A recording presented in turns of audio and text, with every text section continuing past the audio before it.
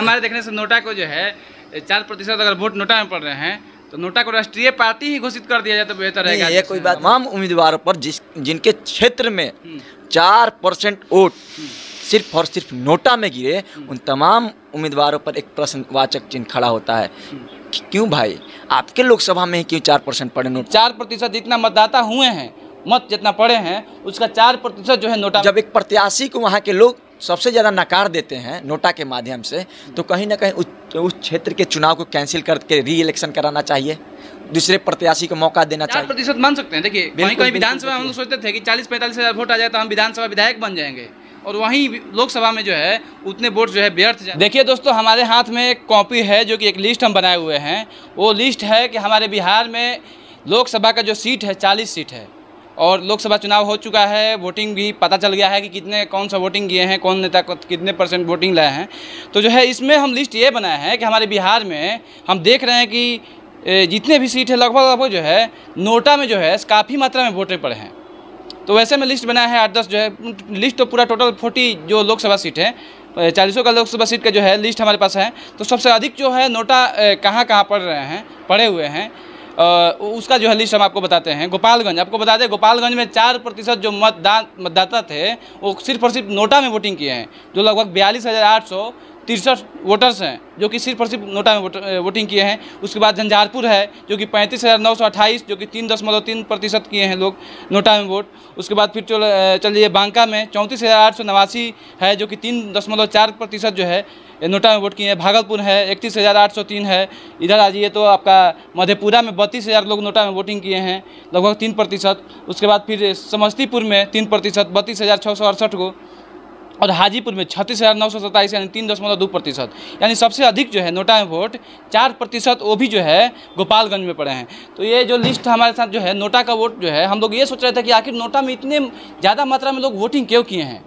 हम सोच रहे थे कहीं ना कहीं तो जो है आखिर जो है वोटिंग करने के लिए दो धारा का था, एक विपक्ष और पक्ष में, जो अभी सत्ता में है और जो उसके विपक्ष में है। तो आखिर नोटा में ऐसा वोटिंग करने के लिए आखिर क्यों किए हैं 42 हज़ार लोग, 4%। आप बताइए, कहीं ना कहीं तक 0.0 कुछ % रहता तो चल बनता, लेकिन 4% जितना मतदाता हुए हैं, मत जितना पड़े हैं उसका 4% जो है नोटा में वोट पड़े हैं। इस पर बात करने के लिए नीतीश जी हैं। नीतीश जी, ये नोटा में 4% वोट क्यों पड़ रहे हैं? देखिए, इसके बहुत सारे कारण हो सकते हैं नोटा का, क्योंकि नोटा का जब से लागू हुआ था भारत में 2013 के बाद से नोटा आया, तो बहुत सारे कारण हो सकते हैं। कहने का मतलब है कि अगर कैंडिडेट किसी लोकसभा की उठाकर हम बात करें, गोपालगंज की आपने बात की कि सबसे ज़्यादा नोटा का इस्तेमाल गोपालगंज में हुआ, 4% इस्तेमाल। 40,000 प्लस 42,000। कहने का मतलब है कि अगर गोपालगंज के प्रत्याशी जो भी हों, चाहे इंडिया गठबंधन के हों, NDA गठबंधन के हो या अन्य किसी दल के हों या निर्दलीय हो, इंडिपेंडेंट कैंडिडेट हो, उन सारे उम्मीदवारों से वहाँ के जो ये नोटा दबाने वाले लोग, जिन्होंने 42,000 मतों का योगदान की 40,000 प्लस वोटों का नोटा दबाने का इस्तेमाल किया है, ये लोग उन सभी प्रत्याशियों के विचारधारा से, उनके कार्यों से सहमति ना रखते हों, यह भी कारण हो सकता है। या तो इंडिया गठबंधन के प्रत्याशी से, इंडिया गठबंधन की विचारधारा से उनके प्रभावित ना होते हों, या NDA के विचारधारा से प्रभावित ना होते, यह भी कारण हो सकता है।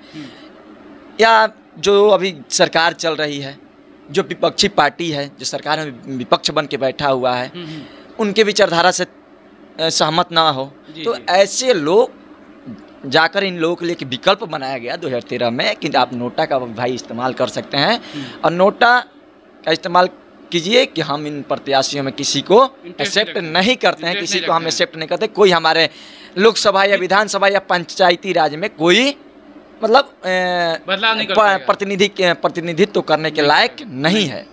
यही कारण है कि नोटा का लोग इस्तेमाल कर रहे हैं। आखिर क्या है, आखिर मतलब ये तो मान लीजिए नोटा बनाया गया है, नहीं प्रतिनिधित्व कर, आखिर नोटा में ही क्यों पढ़ रहे हैं? सबसे अधिक जो है अभी पढ़ रहे हैं, इससे पहले जो है इतना वोट जो है नोटा में नहीं पढ़ते थे। देखिए, जैसे 4% मान सकते हैं। देखिए कहीं विधानसभा हम लोग सोचते थे कि 40-45 हज़ार वोट आ जाए तो हम विधानसभा विधायक बन जाएंगे, और वहीं लोकसभा में जो है उतने वोट जो है व्यर्थ जा रहे हैं। किसी लोकसभा प्रत्याशी को चुन नहीं पा रहे 42,000 लोग। देखिए मायने रखता है। बिल्कुल मायने रखता है, एक एक वोट मायने रखता है। इस लोकतंत्र में एक एक वोट का अपना अपना महत्व है, ठीक है। क्यों जागरूक किया जा रहा है? प्रत्येक घर में सरकार जागरूक कर रही है, प्रशासन जागरूक कर रही है, डीएमएसपी तक घर घर तक पहुंच जा रहे हैं वोट देने के लिए, जागरूक करने के लिए कि आप घर से निकलिए वोट देने जाइए।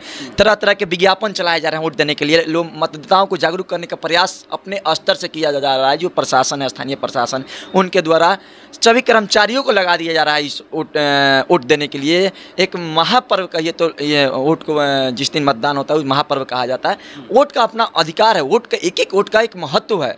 तो कहीं ना कहीं 4% वोट एक मायने रखता है, और 4% वोट केवल नोटा में पड़े, ये भी एक बहुत बड़ा प्रश्नवाचक चिन्ह खड़ा करता है उन तमाम उम्मीदवारों पर जिनके क्षेत्र में 4% वोट सिर्फ और सिर्फ नोटा में गिरे। उन तमाम उम्मीदवारों पर एक प्रश्नवाचक चिन्ह खड़ा होता है।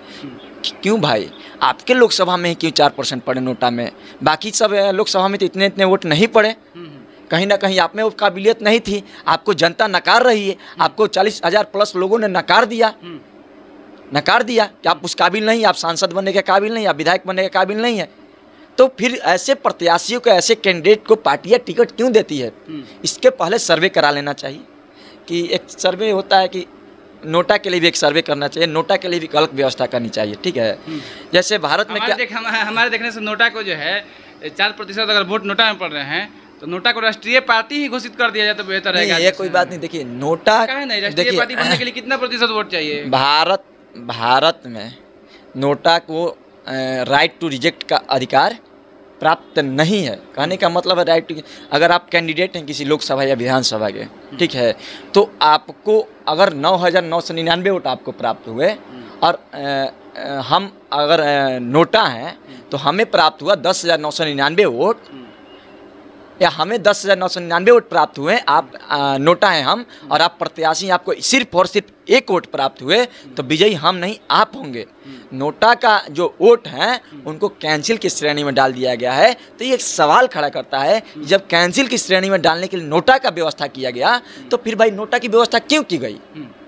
जब एक प्रत्याशी से ज़्यादा, जब एक प्रत्याशी को वहाँ के लोग सबसे ज़्यादा नकार देते हैं नोटा के माध्यम से, तो कहीं ना कहीं उस क्षेत्र के चुनाव को कैंसिल करके री इलेक्शन कराना चाहिए, दूसरे प्रत्याशी को मौका देना चाहिए, है ना। जिस पर एक और विकल्प तैयार करना चाहिए सरकार को कि अगर कोई प्रत्याशी को नोटा से कम वोट मिलते हैं तो भविष्य में कभी चुनाव नहीं लड़ पाएंगे, वो पार्टी चुनाव ये तैयार करना चाहिए। ये सरकार को इस पर ध्यान देना चाहिए कि नोटा का इस्तेमाल करने का अधिकार आपने दिया है, तो फिर यह भी अधिकार देना चाहिए कि आपको नोटा से कम वोट नहीं आने चाहिए। इसका मतलब आप जीतिएगा तो आप क्षेत्र में कितना काम कीजिएगा जी? काम कीजिएगा?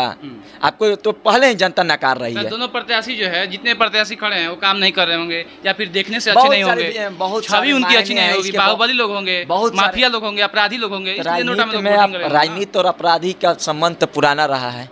आप इतिहास उठा के देख लीजिएगा, अभी के लोकसभा विधानसभा की स्थिति उठा के देख लीजिएगा, तो अपराधी और बाहुबली लोग की एंट्री बहुत ज़्यादा होती है। अब पार्टियाँ, जो पार्टी हैं, जो राष्ट्रीय पार्टी हैं, जो क्षेत्रीय पार्टी हैं, ऐसे लोगों को तवज्जो देती है। समाज में काम करने वाले लोग, समाज के बीच रहने वाले लोग, समाज के लिए दिन रात काम करने वाले, 24 घंटा समाज के लिए तत्पर रहने वाले लोग, दलित, पिछड़ों और वंचितों की आवाज़ उठाने वाले लोग, शोषितों की आवाज़ उठाने वाले लोग, किसानों की आवाज़ उठाने वाले लोग, छात्र नौजवान की आवाज़ उठाने वाले लोग को नज़रअंदाज कर देती है ये पार्टियां, और वैसे लोगों को तवज्जो देती है जो जिन पर आपराधिक मामले दर्ज हो, संगीन मामले दर्ज हो, और एक नहीं दर्जनों मामले दर्ज हो, ऐसे लोगों को पार्टियां तवज्जो देती है, जिसके कारण नोटा का इस्तेमाल हो रहा है। क्या कहिएगा जो नोटा के वोटर्स करने वाले हैं, वो हर जगह नोटा में वोटर्स ये तो लोकतंत्र है, और लोकतंत्र में अपना अधिकार होता है। जो मत होते हैं, हम, मेरा मत है, मेरा अधिकार है, हम इसे कहीं भी दान कर सकते हैं, किसी को दे सकते हैं, जिसको हम पसंद करेंगे,